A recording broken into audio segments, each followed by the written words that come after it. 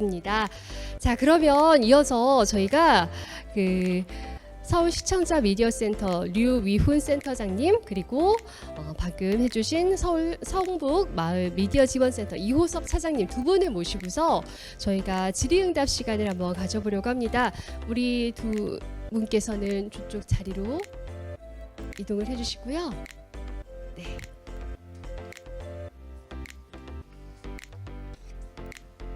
마이크는 그럼 어떻게 쓰면 좋을까요?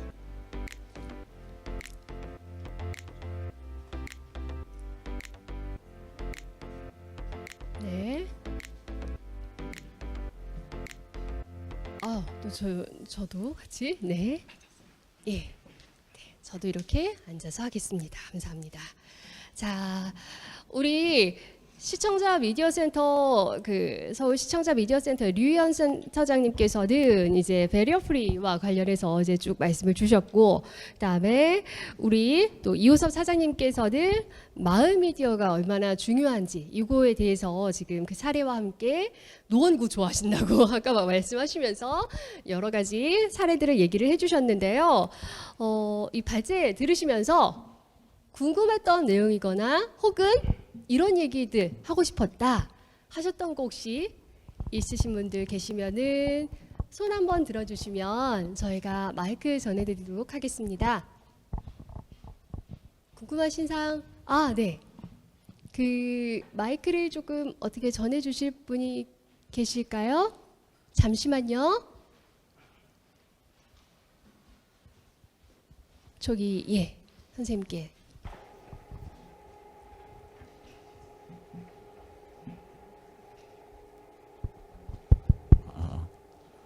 네, 질문 주시기 바랍니다. 유희훈 센터장님에게 질문 드리고 싶은데요. 베리어 프리 전문 인력은 어떤 일을 좀 구체적으로 하는지 궁금하고, 또 교육 과정은 좀 어디서 어떻게 좀 수료를 할 수 있는지 궁금합니다. 예, 화면에서 굳이 따지면 자막 작가가 있고 화면에 작가가 있는데요. 자막은 아무래도 기술적인 부분인데, 베리프리 자막은 일반 자막하고 좀 다른데, 영화 보면은 대사만 나오잖아요. 베리프리 자막은 자동차 경적 소리가 났을 때 자막 안 쳐지지 않습니까? 음악이 흐를 때 자막 안 넣어주잖아요. 근데 청각장애 좀 필요하거든요. 그런 자막들까지 또 표현한 게 베리프리 작가고, 그리고 청각장애인분들은 이렇게 수어를 쓰시기 때문에 수어가 조사가 없어요. 그러니까 예를 들면, 그리고 단어도 한정적입니다. 카메라에 내 얼굴이 비친다 할 때 비친다는 단어가 없습니다. 반사된다, 비친다, 뭐 이게 딱 단어밖에 없어요. 뭐겠어요? 보이다라는 하나밖에 없거든요. 그런 행태에 가능하면, 의역하면 안 되지만 가능하면 이렇게 조금은 쉬운 언어들로 이렇게 좀 바꿔주는 작업도 필요하겠죠. 그런 이해가 하나 있고요. 그리고 화면 작가는 아까처럼 영화에 대한 정보를 전달하기 때문에 그게 대사와 대사 사이 시간이 넉넉치가 않습니다. 그래서 굉장히 그런 지사 선택을 잘해서 영화를 이해하게끔 해야 되는데, 그걸 하기 위해서 여러 교육 과정들이 뭐 이런 것도 있죠. 시각장애인 모시고 1대1로 손잡고 영화관에 갑니다. 베리프리가 작업이 안 돼 있는, 소위 말하는 그냥 영화를 보면서 이렇게 구두 해설을 하는 과정도 있죠. 시각장애는 어느 지점에서 이해를 못하는지 이런 걸 좀 알아야 되거든요. 그래서 하여튼 그런 형태의 수업이 있는데, 제일 유명하다기보다는 제일 안정적인 데는 한국시각장애인연합회에서 진행하고 있는데, 그건 유료예요. 유료, 굉장히 소위 말하는 하드합니다. 그래서 마치고 나면 단계 올라가면서 소위 말하는, 지금 장애인 방송이 화면에서 10%잖아요. 그쪽에서 거의 전담을 하고 있기 때문에 방송 드라마에 화면에서 작가나 이렇게 활동할 수 있는 게 있는데, 굉장히 하드한 과정이기 때문에 시간이 많이 투여가 돼야 되고 그런 부분이 있고요. 그리고 저희 센터에서는 장현정 작가라는 대한민국 1호 작가분이 계신데요. 그분이 얼마 전에 오디오 작가 협동작업이라는 걸 만들어서 저희가 인력 양성, 그래서 센터에서 오디오 작가와 협력을 계속 하고 있습니다. 때로는 펀딩을 받아 무료로 하고, 때로는 소정의 수고비도 받고 하고 있고, 그래서 하면 그런 결과물들을 이번에 또 행사할 때 틀어지는 거거든요. 저희 센터로 오셔야 되고, 그리고 또 하나는 미래 이야기는 하지만 제가 확신하는 게, 답실니 영화센터에서도 내년에 이런 과정들을 열어주시면 믿고 있고요. 그러면 저희가 가진, 왜냐하면 이 최상위 조건인 게 작가 교육만 되면 여기 녹음실 있잖아요. 활용해서 실제 제작도 할 수 있고 상영관이 있기 때문에 장인들 모시고 테스트베드는 아니지만 실험은 아니지만 실제 영화 상영도 하는 이런 모든 과정들이 가능한 것이 바로 이런 센터들이거든요. 그래서 저는 내년에 반드시 그런 과정이 생겨서 선생님이 질문하셨던 어디에서 들어야 되나요? 라고 여쭤보시면 단답형이었으면 저는 2023년에 답심리 센터 가서 들으십시오라고 아마 이야기할 것 같아요. 네, 이상입니다. 네, 답심리 센터에서 아마 곧 해주시지 않을까. 네, 팀장님께서도 고개를 끄덕끄덕 하셨습니다. 네, 감사합니다. 또 혹시 질문 있는 분 계실까요? 예, 우리 네, 주무관님. 센터 이효섭 차장님께 좀 질문을 드리겠는데요. 여기가 마을 방송국, 마을 그 미디어 학교 이 3층이 그런 용도로 쓰이기 때문에 다름이 아니라 이제 이런 지역의 이제 사례들을 많이 이렇게 말씀해 주셨잖아요. 근데 그 성북에서도 이제 미인도 거기 처음에는 의도가 굉장히 좋았지만 이제 그 말하자면 쉽게 말하자면 이제 기득권이라 그럴까? 그 독점적인 그 장소 공간을 좀 독점적으로 이렇게 사용하게 돼서 좀 트러블이 나기도 하고 좀 그렇긴 한데 이런 그 미디어 시설이나 이 공간도 오래도록 이렇게 가다 보면 그런 일이 발생할 것 같아요. 그런 걸 어떤 식으로 이렇게 해결하고 푸시는지 그게 좀 궁금합니다.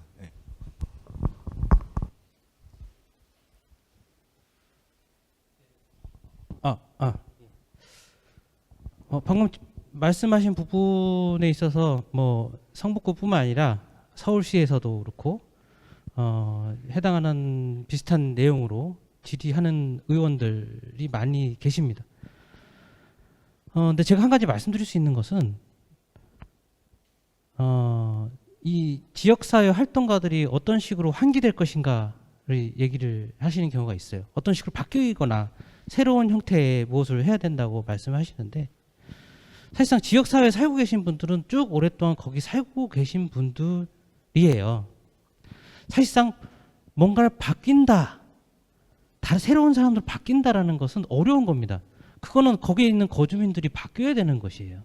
하지만 우리가 추구하고 있는 중요한 가치는 거기에 살고 있는 사람들이 더 행복하고 즐겁게 살기 위해서 미디어를 제작하는 것입니다. 그렇기 때문에 그분들이 새로운 방식으로 환기되기보다는 그분들은 그분들의 영역에서 점점 더 성장할수록 도와드리고 점점 더 우리가 놔드리는 역할로 가야 될 것이고 그분들 스스로 자력으로 공동체를 운영할 수 있는 상태가 될 것이고 또 센터 입장에서는 새로운 사람들을 자꾸 발굴하려는 노력을 해야 됩니다. 하지만 그것이 완벽하게 바뀐다라고 하는 것은 좀 많은 시일이 걸리는 일인 것이거든요. 그래서 짧은 시간 내에 그것이 바뀌기는 어려운 것이고요. 또 오랜 시간 활동을 해오는 지역사회 단체들은 당연히 오랫동안 해왔기 때문에 의무감이 있어야 됩니다.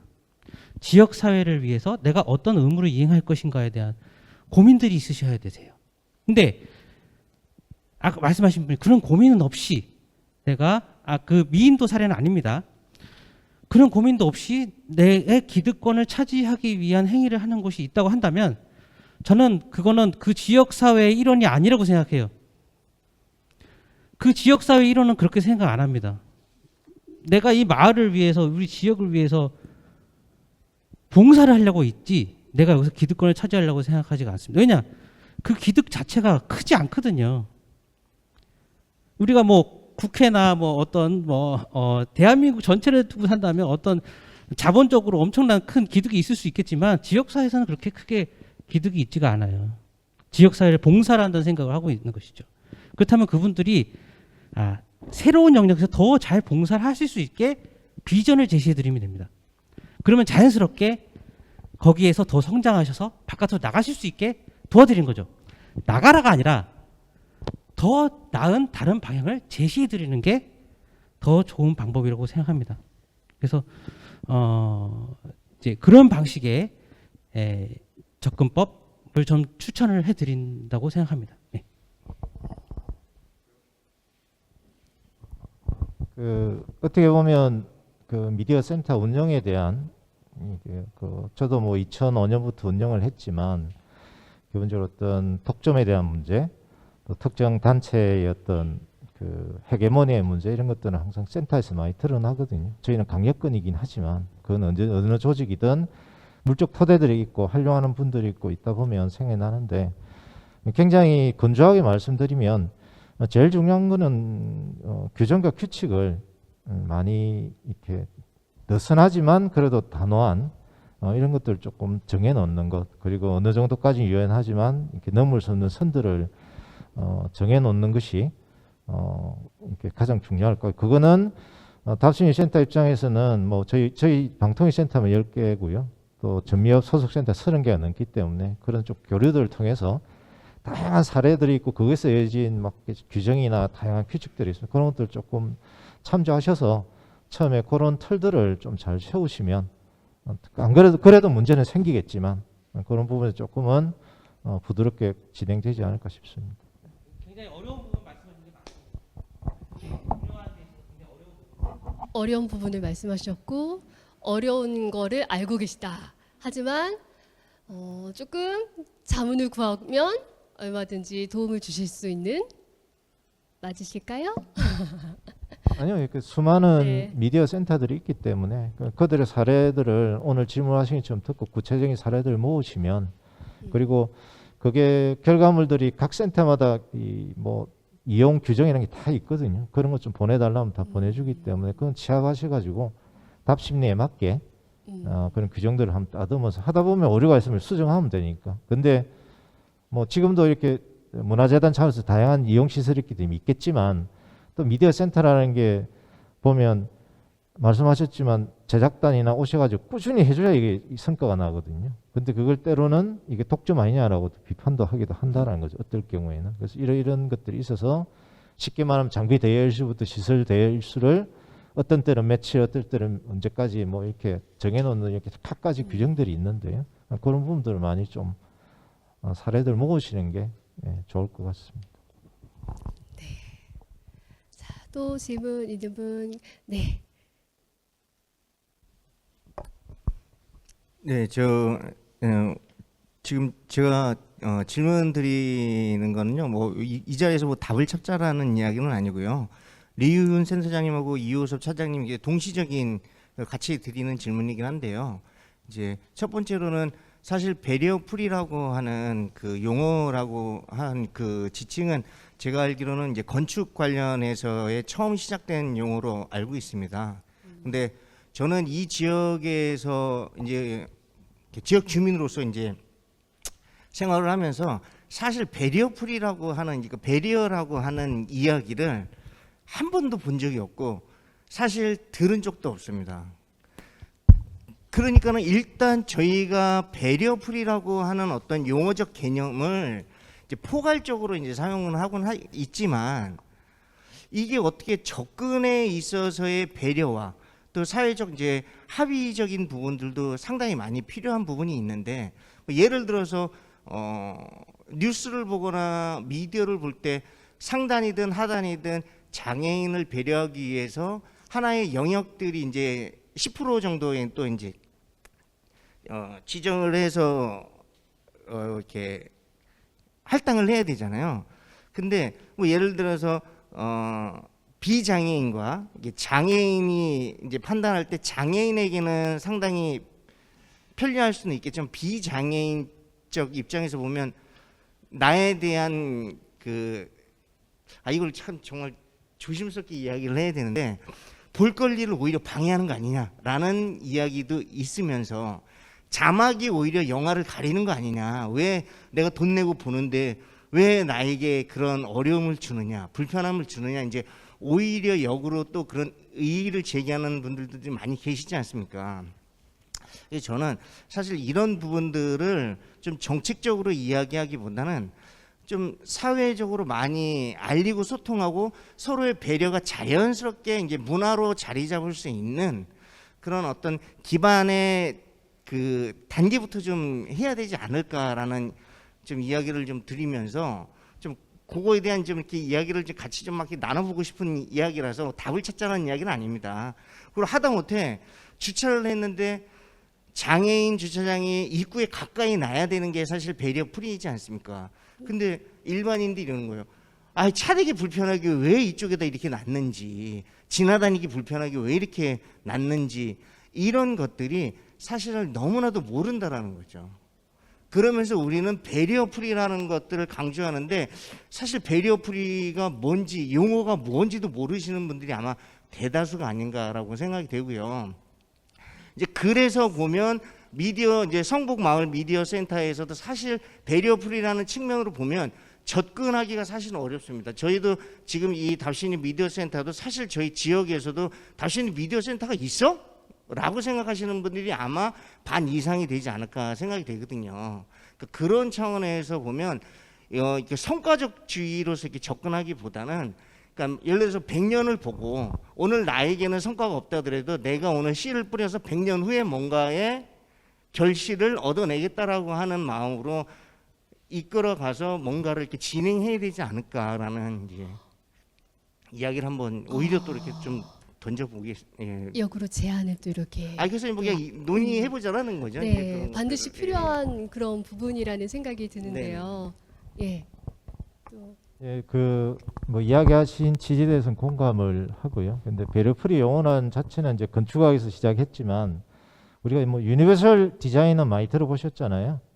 제가 지금 시계를 차고 있는데 이게 촉각 시계입니다. 저는 시각으로 시계를 보지만 시각장애인이 이렇게 촉각으로 시계를 볼 수 있는, 그 시간을 알 수 있는 시계거든요. 이게 유니버설 디자인이잖아요. 그래서 배려풀이는 장벽으로부터 뭐 자유롭다 이런 의미긴 하지만 어떻게 보면 궁극적으로 유니버셜한 보편적인, 그러니까 당연히 우리 시대의 계단은 아까 보여드린 그렇게 돼야 되는 것이고 우리 시대의 거울은 당연히 이렇게 각도 조절도 가능해야 되는 것이고 그런 개념에서 좀 출발해야 될 것 같고요. 그리고 아까 말씀하신 것처럼 방송으로 좀 국한을 하면 너무 범위가 넓으면 이렇게 할 말이 많기 때문에 수어를 아시겠지만 가장 우리 사회의 미디어 방송을 통해서 전달돼야 될 가장 기본적인 건 뉴스인데요.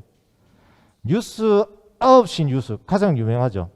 거기에 수어 깔린 게 오래입니다. 깔린 지. 코로나 거치면서 코로나 정보를 시청자들도 알아야 되잖아요. 근데 9시 뉴스 왜 안 해주냐 해서 이번에 9시 뉴스에 수어가 깔리기 시작한 거죠. 그전에는 방송국 입장에서도 이렇게 뭐 8시, 뭐 7시 저녁 뉴스나 아침 뉴스만 틀어주고 아까 이야기했던 10%, 수 5%죠. 5% 비율만 할당하는 데만 이렇게 하고 정작 중요한 뉴스는 안 해줬다는 거죠.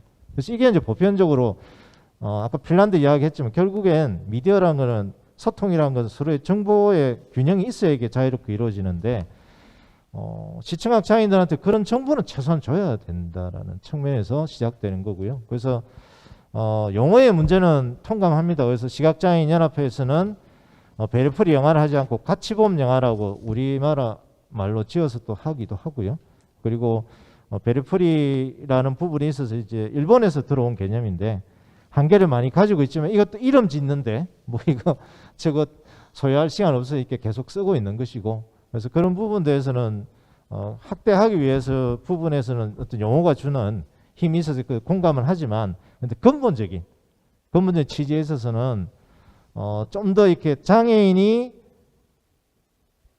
편한 것이 비장애인이 불편한 게 단 하나도 없습니다. 저는 그렇게 확신을 합니다. 화장실이든 뭐든 장애인한테 편한데 비장애인이 불편한 것은 단 하나도 있을 수가 없습니다. 그거는 누구나 공감하실 거고요. 그리고 마지막으로 하나 지금 밖에 나가셔서 보도블록에 보면 이 실내도 마찬가지지만 점자 블록이 다 깔려 있습니다. 근데 한번 가서 지켜봐 보세요. 하루 종일 그 점자 블록을 지나가는 시각장애인 몇 분이 계시는지 한 명도 아마 카운팅이 안 될 거예요. 그러면 왜 쓸데없이 점자 블록에 예산을 투여하냐라고 우리가 결론 내려야 될 것인가? 아니면 왜 첨자블록까지 깔아놨는데 시각장애인 왜 밖에 이렇게 보행을 안 할까라고 질문을 해야 될까의 문제인 거죠. 좀 더 스마트폰이 오고 하면서 이제 라이더 기능이나 스마트폰 연계하면 실제 위치 정보나 음성 정보로 걸어가는 길 다 제공할 수 있는 기술은 다 돼 있다라는 거죠. 그러면 이 첨자블록 안에도 충분하게 그런 기능들을 내장할 수 있습니다. 왜 안 나오냐면 첨자블록 깔아놓은 거 가지고는 수많은 유형의 시각장애도 유형이 굉장히 많습니다. 전면부터 다닐 수가 없기 때문에 안 나오시는 거거든요. 사람이 태어나서 아무리 장애인이 있지만 왜 내가 밖에 나가고 싶을 때 못 나가냐는 거죠. 내 영화 보고 싶을 때 영화 봐야 되는 거죠. 음식점 가고 싶을 때 가야 되는 것이거든요.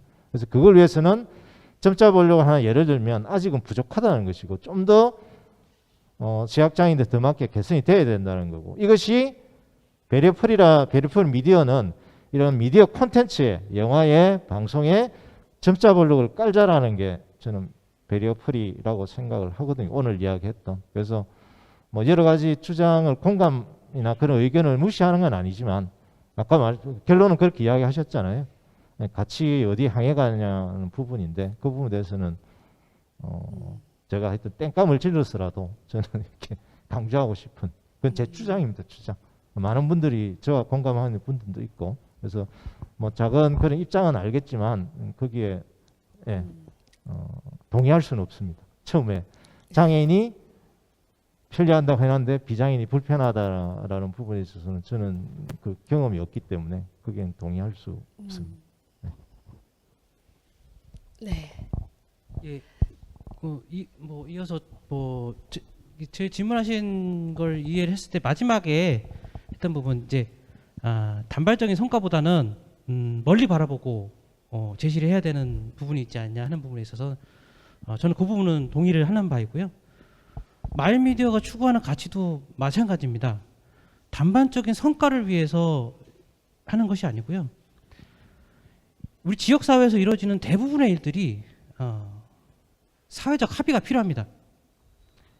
뭐 하다못해 주차 자리를 끊는 거 하나까지도 그 지역에 살고 있는 사람들과 합의를 봐야 되고 또 찬성하는 사람, 반대하는 사람들 서로 간에 합의가 이루어져야지 이루어질 수가 있습니다. 우리 지역 일반적으로 주변에 있는 일들도.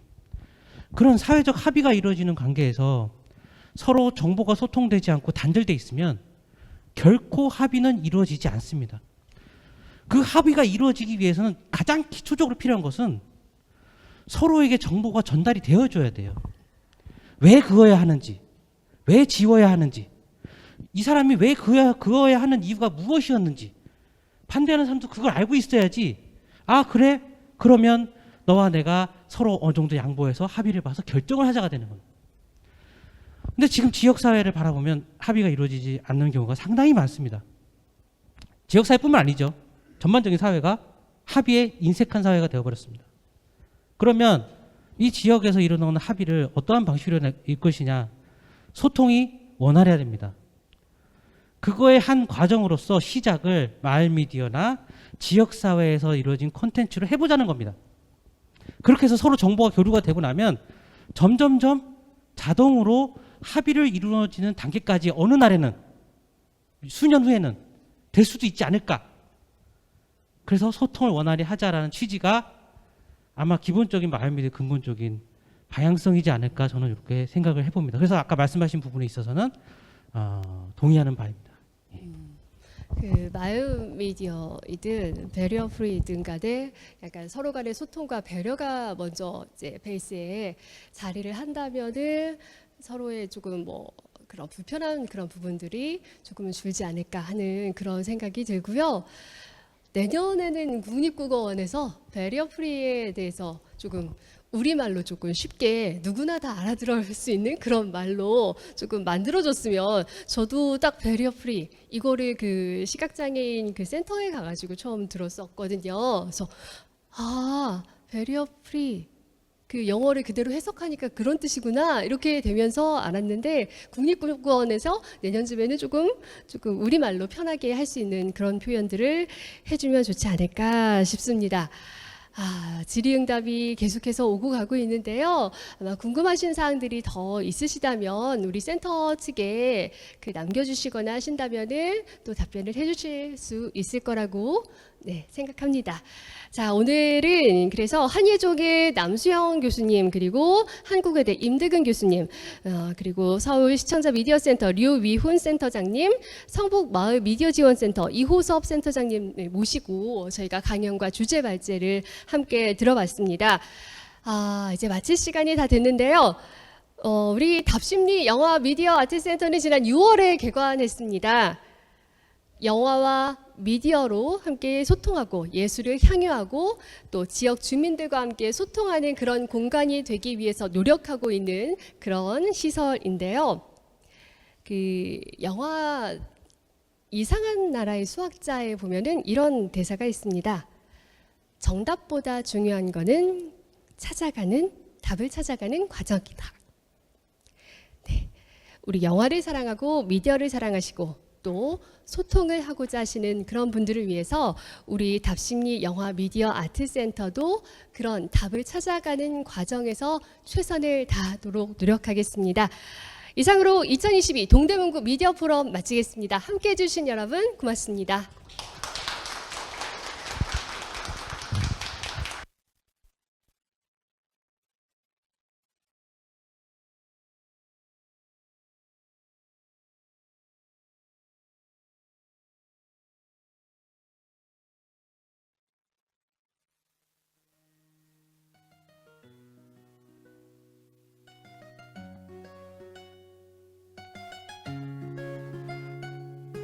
Sí, sabes que ya llevo un rato mirándote.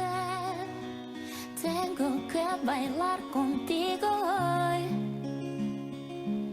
Vi que tu mirada ya estaba llamándome. Muéstrame el camino que yo voy. Tú